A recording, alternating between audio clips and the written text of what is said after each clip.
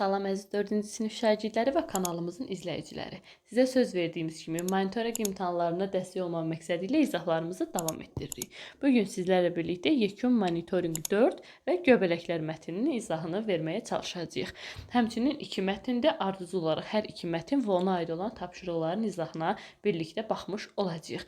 Mən izaha keçməzdən öncə siz videonu bəyənməyi, kanala abunə olmağı, video ilə bağlı olan fikirlərinizi isə şərh bölməsində qeyd etməyi unutmayın. Yenə də 1 və 15-ci suallar göbələklər mətni ilə bağlıdır. Deyir, göbələklər həm faydalı qida olduğunu, həm də insana zəhərləyə biləcəyini deyirlər. Onlar həm xəstəlik törədir, həm də xəstəlikləri müalicə edirlər. Bu hələ hamısı deyil. Göbələklər haqqında çox danışmaq olar. Elə oxuduğunuz mətndə də bu möcüzəli canlılardan bəhs edilir. Əvvəllər göbələkləri bitkilərə aid edirdilər. Amma göbələklər nə bitki, nə də heyvandır. Göbələkləri ayrıca bir aləmə aid edirlər. Əslində göbələklərdə həm bitkilərə, həm də heyvanlara bənzəyən xüsusiyyətlər var.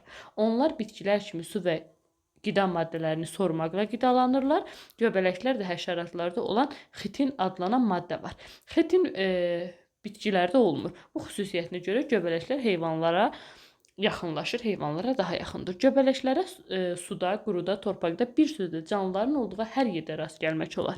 Adi gözlə görünməyən, yəni mikroskopik göbələklər də var. Mikroskopik göbələklərdən pendir və başqa ərzaq məhsullarının istehsalında, tibbdə, dərman vasitələrinin hazırlanmasında istifadə olunur.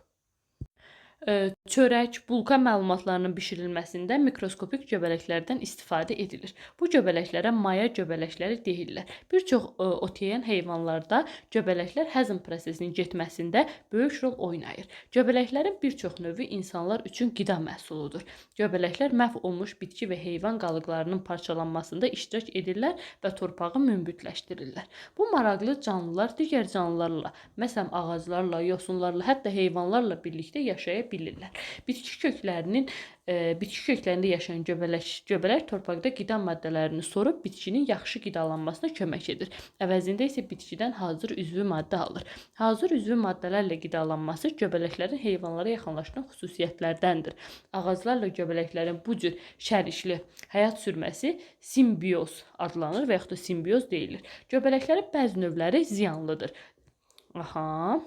Zəhərli göbələklər onu yeyəni zəhərləyir. Bəzi qida zəhərlənmələri ilə mikroskopik göbələklərin fəaliyyətinin nəticəsində yarana bilər. Çörək, meyvə, tərəvəz isti və rütubətli yerlərdə qaldıqda üzəri yaşıl və ağ çiflə örtülür. Bu çift göbələkləridir. Parazit, yəni başqa canlıların hesabına yaşayan göbələklər bir çox təsərrüfat bitkilərini zədələyir. Bu isə onların məhsuldarlığını azaldır. Qov göbələyi də parazit göbələkdir. O ağacın gövdəsi üzərində bitir. Ağacın daxilindəki şirəni soraraq onun qurumasına səbəb olur. Alimlər bitkilərdə göbələk xəstəliyinin qarşısını almaq üçün müxtəlif vasitələr yaratmışdır. Bəzi parazit göbələklər heyvan və insanların dərisində, daxili orqanlarında çətin sağalan xəstəliklər əmələ gətirir. Bu göbələklərdən qorunmaq üçün gigiyena qaydalarına əməl etmək vacibdir. Başqa şəxslərin ayaqqabısını və paltarını geyinmək düzgün deyil. Bu zaman xəstəlik törədən göbələklər asanlıqla bir insandan başqa insana keçə bilər. Gəlin birinci sualı elə sizlərlə birlikdə oxuyaq. Deyir ki, göbələklərdə, bitkilərdə olmayan hansı maddə mövcuddur? Xitin maddəsidir. Cavabımız olacaq A variantı. Mikroskopik göbələklərin hansı məqsədlə istifadə edilir? Suların təmizləməsi, tibb və ərzaq istehsalında bayaq oxuduq bunu. Təbii sərvətlərin çıxarılması, xeyr. Enerji istehsalı, xeyr. Üçüncü suala baxaq. Göbələklərin hansı növü çörək, bulka məlumatlarının bişirilməsində istifadə olunur? Bu maya göbələkləridir. Bayaq mətndə bunun haqqında oxumuş olduq. Sonra 4. Ağaclarda yaşayan qov göbələyi hansı təsiri göstərir? Ağacın gövdəsini qidalandırır, ağacın şirəsini sovurur və qurumasına səbəb olur.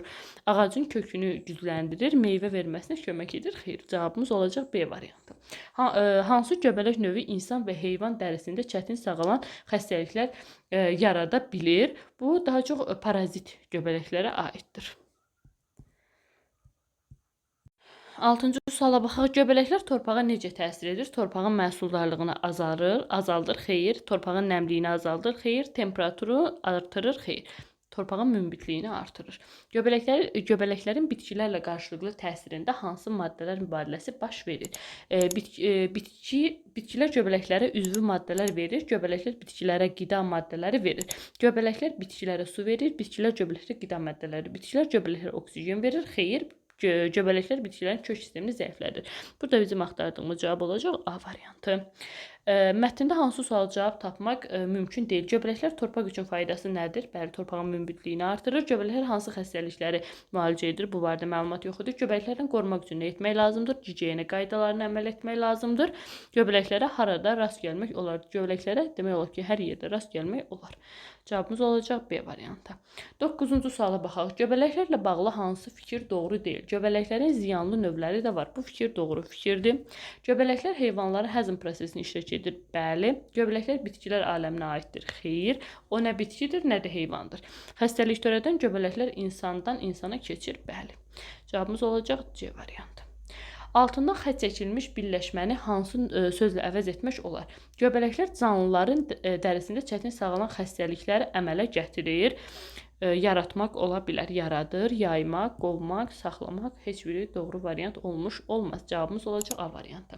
11-ci suala baxaq. Göbələklər hansı xüsusiyyətlərinə görə heyvanlara bənzəyir? Onlarda heyvanlara aid olan xitin maddəsi var. Su və qida maddələrini sorur, torpaqda yaşayır, simbiyoz əlaqə qururlar. Bu olan bitkilərə aid olan xüsusiyyətlərdir. 12. Parazit göbələklər təsərrüfat bitkilərinə hansı zərarı vurur?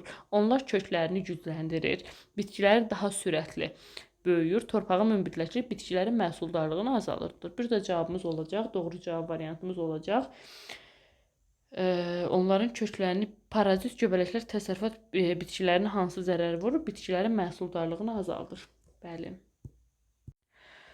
Davam edək 13-cü sualına. Zərərli göbələklər hansı nəticələrə səbəb ola bilər? Torpağın zənginləşməsinə xeyir, bitkilərin daha sürətlə böyüməsinə xeyir, qida zəhərlənmələrinə səbəb ola bilər, yosunların çoxalmasına da xeyir. Mətndə hansı simbiyoz, mətndə əsasən simbiyoz nə deməkdir? Belə deyək də, ağaclarla göbələklərin bircə yaşamasına simbiyoz deyilir. Mətndə bu barədə oxumuşduq. Mətnə əsasən fikirlərin doğru və yanlış olduğunu müəyyənləşdirin. Mikroskopik göbələklər yalnız zərərli təsirə malikdir. Bu yanlış. Yəni 1B. Göbələklər su və qida maddələrini sormaqla qidalanır. Bu doğru. 2A. 1B.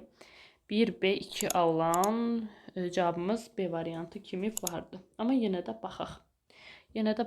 Göbələklər ot yeyən heyvanların həzm prosesini çətinləşdirir. Bu yanlışdır, asanlaşdırır. 3B.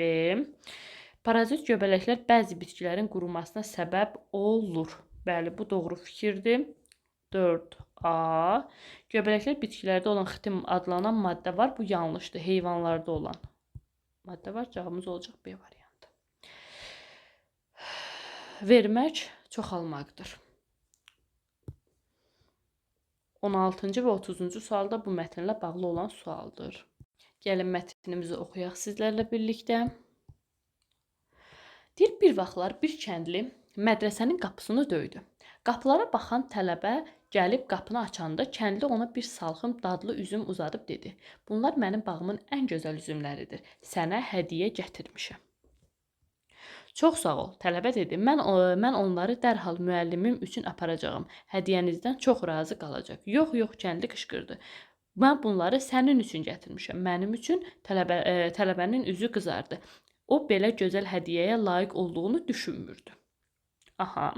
Bəli, kəndli təkidlə dedi. Çünki bu qapını nə zaman döysəm sən açırsan. Nə vaxt quraqlıqdan məhsul tükənsə, mənə hər gün yemək üçün çörək verirsən. Arzu edirəm ki, bu üzüm salxımı sənə günəş işığı kimi istilik, yağış kimi bərəkət gətirər. Bax gör, nə gözəl yaradılıb. Tələbə həmin səhəri üzüm salxımını düşünərək açdı. Üzüm həqiqətən heyrətamiz şəkildə yaradılmışdı. Salxımı müəllimə vermək qərarına gəldi, çünki onlara elm və hikmət öyrədən o idi. Müəllim şagirdin bu təklifinə çox sevindi. Amma dərhal mədrəsədəki xəstə şagirdi yadına düşdü. İcazə ver üzümləri ona hədiyyə edim. Bəlkə sevinər və daha tez sağalar. Düşündüyü kimi də etdi. Amma üzümlər xəstə şagirdin otağında çox qalmadı. Xəstə şagird belə düşündü. Mədrəsənin aşpazı məni günlərlə ən yaxşı yeməklərlə bəslədi. Əminəm ki, bu üzümlərə daha çox o layiqdir. Şagird günorta yeməyini onun üçün aparan aşpaza üzüm salxımını hədiyyə etdi. Meyvə və tərəvəz kimi möhtəşəm yaradılmış qidalara ən yaxşı olan sənsən və buna görə də bu sənət əsəri ilə də nə edəcəyini ən yaxşı sən bilirsən. Aşpaz üzümün gözəlliyini heyran qalmışdı. Bu üzümlərin gözəlliyini kitablara cavabdeh olan tələbə qədər heç kim qiymətləndirə bilməzdi. Elə bu an o mədrəsəyə ilk gələndə qapını ona açan tələbəni xatırladı. Tələbə öz mərhəməti, təvəzzökarlığı və mehribanlığı ilə onda xoş hisslər yaratmışdı. Beləliklə, hələ axşam olmamış kəndlinin gətirdiyi üzümlər qapıya baxan tələbəyə geri qayıtmışdı. Bu zaman tələbə üzümlərə həqiqətən layiq olduğunu başa düşdü və bir şey də başa düşdü ki, əliaçıqlıq dostluğun parlaq nişanıdır. Elə uşaqlar baxın, bu əliaçıqlıq dostluğun parlaq nişanıdır. Bu mətnin ümumi ideyasıdır. Yəni 16-cı sualı sizlərlə birlikdə baxaq. 16-cı sualda deyir ki, 16-cı sualda bizə nə deyir? Aşpaz deyir ki, düzgün göstərilməyib. Aşpaz üzüm salxımını xəstə şagirdə hədiyyə edir. Xəstə şagird hədiyyəni başqalarının daha layiq olduğunu düşünür. Xeyr, əksinə idi bu. Xəstə şagird aşpaza hədiyyə eləyir. O da bəli, xəstə şagirdə də müəllim hədiyyə eləmişdi. Axtardığımız cavab elə A variantı ola bilər. Digərlərinə də baxaq. Hədiyyəni döngəvi mübadiləsi olur. Tələbə dostluğun əhəmiyyətini daha yaxşı anlayır. Doğru fikir. Tələbə hədiyyəni müəlliminə verməyə qərar verir. Müəllim bu hərəkəti yüksək qiymətləndirir. Bəli, deyir ki, çox sevindi. Şagird üzüm salxını aşpazın layiq olduğunu düşünür. Aşpaz üzümü ən yaxşı tələbənin qiymətləndirəcəyini düşünür. Bunlar hamısı doğru fikirlərdir. 17. Kəndli hədiyyə olaraq üzüm təqdim edərkən tələbə ona qarşı necə münasibət göstərir? Tələbə ona laqeydliklə qarşılayır. Xeyr. Tələbə kəndlinin xeyirxahlığını başa düşmür. Xeyr. Tələbə kəndlinin hədiyyəsini qiymətləndirir. Tələbə kəndlinin hədiyyəsini alır, amma bəyənmir. Xeyr. Cavabımız olacaq C variantı. Hekayədə kəndli hansı səbəbdən tələbəyə üzüm hədiyyə edir? Tələbə onun üçün etdiyi yaxşılıqlara görə, tələbənin məktəbdəki müvəffəqiyyətinə görə, tələbənin doğum gününə görə, tələbə kəndə getməsi səbəbinə görə xeyr. Tələbə ona yaxşılıq edir, həm yemək verirdi tələbə ona, həm də hər gələndə qapını açırdı. 19. Tələbənin kəndlinin hədiyyəsini almamışdan əvvəlki hissləri necə idi? Onun davranışı nəyi göstərir? Gəlin buna baxaq. Qürurlu, çünki o hədiyyəyə layiq olduğunu düşünürdü. Xeyr. Utancaq, çünki o belə bir hədiyyəyə layiq olmadığını düşünürdü. Bəli. Sevincli, hədiyyə almağı gözləyirdi. Kədərli, çünki xəstə şagirdin yardım etməli olduğunu hiss edirdi. Cavabımız olacaq B variantı. Xəstə şagird üzüm hədiyyəsini qəbul etdikdən sonra nə edir? Onun bu davranışın səbəbi nə idi? Aşpaza verir, çünki o daha çox layiq olduğunu düşünür. B variantı doğru cavab olacaq. 21. Müəllim üzüm salxımını kimə hədiyyə etmək qərarı alır? Bunun arxasında hansı düşüncə var? Müəllim xəstə şagirdinə onun sevinməsini istədiyi üçün, elə cavabımız A variantı olar. Tələbəyə hədiyyəsini dəyərləndirmək üçün, aşpaza onun ehtiyacı olduğu üçün, xeyr. Tələbəyə hədiyyəni qaytarmaq üçün, xeyr. A variantı. Mətnə əsasən hansı fikir doğru deyil? Tələbə müəllimin hədiyyədən razı qalacağını düşünür. Tələbəyə kəndliyə məhsul tükənəndə çörək verir. Bəli, tələbə belə gözəl hədiyyəyə layiq olduğunu düşünmürdü. Müəllim üzümləri alarkən yadına dərhal aşpaz düşür, aşpaz düşmür. Xəstə şagirdi düşür. Cavabımız D variantı. 23. Hekayənin sonunda kəndlinin hədiyyəsinin geri qayıtması hansı mənanı ifadə edir? Tələbənin əliaçıqlığının nəticəsini, kəndlinin üzümünün gözəlliyini, güc qüvvətinin əhəmiyyətini, aşpazın mükafatlandırılmasına A variantı olar bizim doğru cavabımız. 24. Tələbə kəndlinin hədiyyəsini kimə vermək qərarına gəlir və bu qərarın səbəbi nə idi? Tələbə müəlliminə verir, çünki müəllim ona elm öyrədəndir. 25. Hekayədə dostluq anlayışının əsas xüsusiyyəti nədir? Mərhəmət, hörmət və paylaşma, rəqabət, sərtlik, tənqid, inamsızlıq, ehtiyat. A variantı mərhəmət göstərirlər, orada hörmət var və paylaşma var. Tələbə müəlliminə hörmət göstərir, müəllim öz şagirdinə mərhəmət göstərir, həmçinin belə deyək də onlar bir-birlə üzümü paylaşırlar. 26. Hekayədə hansı dərslər çıxartmaq olar? Bu dərslər insan münasibətlərinə necə təsir edir? Heç kim heç kimi aldatmamalıdır. Hədiyyə vermək yalnız maddi olmalıdır. Mərhəmət və əliaçıqlıq münasibətləri gücləndirir. İnsan yalnız özünə qiymət verməlidir. Xeyr. 27. Kəndlinin hədiyyəsi hekayədə hansı sosial mesajı çatdırır? Əli açıqlıq insana xoşbəxtlik gətirir. Baxın, belə. 28. Hekayənin sonunda tələbə hansı dərsi öyrənir? Hədiyyələr yalnız maddi dəyərə malikdir. Hədiyyələr yalnız özümüz üçün olmalıdır. Mərhəmət dostluğun əhəmiyyətini artırır. Tələbə hər zaman müstəqil olmalıdır. B variantı. Yəqin ki, siz də razı olarsınız ki, düzgün cavabımız olmuş olar. 29-cu suala baxaq. Mətnin məzmununa əsasən deyir, ardıcıllığı müəyyən edin. Xəstə şagirdin üzümləri aşpaza verməsi, tələbənin müəllimə hədiyyə verməsi, kəndlinin mədrəsənin qapısını döyməsi, tələbənin əli açıqlığın, dostluğun parlaq nişanı olduğunu düşünməsi, aşpazın tələbənin mərhəmətini qiymətləndirərək üzümləri ona verməsi. Deməli, birinci kəndlinin mədrəsənin qapısını döyməsi olacaq. Sonra tələbənin müəlliminə hədiyyə verməsi, aşpazın tələbənin mərhəmətini qiymətləndirərək üzümləri ona verməsi, xəstə şagirdin üzümləri aşpaza verməsi, sonra 1 olar, sonra 5 olar. Baxın belə.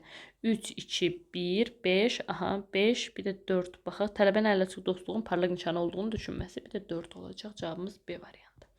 Mətnə əsasən doğru fikirləri müəyyən edin. Müəllim tələbələrin elm və hikmət öyrətməkdir. Müəllim tələbələrin elm və hikmət öyrətməkdədir. Doğru. Müəllim aşpazın hədiyyəni qəbul etməyəcəyini bilir. Xeyr, bu yanlışdır. 2 olan variantları gəlin çıxaq. Tələbə hədiyyəni qəbul etməyib, onu kəndliyə geri verir. 3 yanlışdır. Tələbə kəndlinin hədiyyəsindən sonra dostluğun əhəmiyyətini anlayır. Doğru. Kəndli öz bağından topladığı dadlı üzümləri hədiyyə verir. Kəndli hədiyyə ilə tələbənin tezliklə sağalmağını istəyir. Xeyr. 1, 4, 5 cavabımız olmuş olacaq. Ümid edirəm ki, bu video izahımız da sizin üçün yararlı oldu. Növbəti monitorinq izahlarında görüşmək ümidi ilə.